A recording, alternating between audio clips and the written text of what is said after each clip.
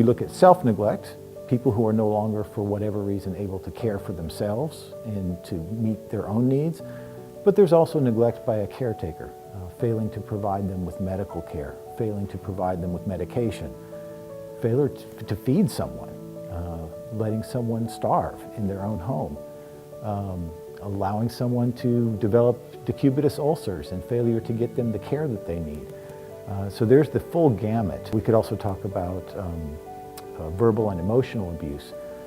We investigate verbal and emotional abuse when there has been a threat made, a threat directly to the physical well-being of the client. But all of those things can happen, and a lot of them don't happen in isolation. You're probably going to see, if there's physical abuse, chances are there's emotional verbal abuse, and there's a likelihood that there's probably some neglect involved as well. So we look at all of those things and try to figure out what's going on, what is actually happening, and then look at what is the root cause.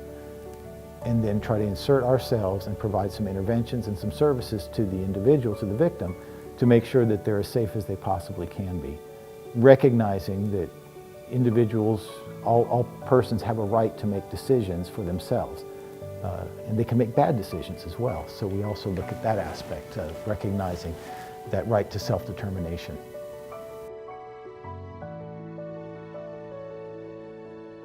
Oftentimes in criminal situations, victims call 911 or they tell someone, and that's when police get involved, but they do that in that moment because in that moment they want the violence to stop.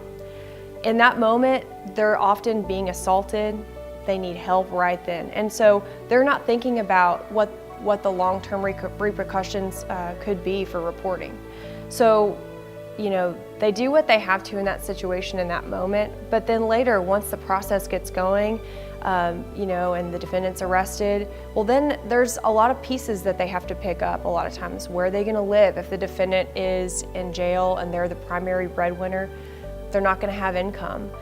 What about the children? Whether or not the person has been abusive to the children or not, still it could impact the children in terms of the children may not understand the situation, and that may create additional pressure on the victim. Why is our father or mother, whoever the suspect is, why are they not here? What's going on? And are you gonna break up the family? Sometimes it's not always negative threatening stuff though. People forget there's sometimes positive stuff. I promise I'll propose to you if you drop the charges. Or I promise I'll buy us a nicer house if you drop the charges and you come back. Sometimes they're positive things, and I think a lot of times victims might think, well, he's not threatening me to hurt me more, so I'm not a victim or I'm not in a bad situation.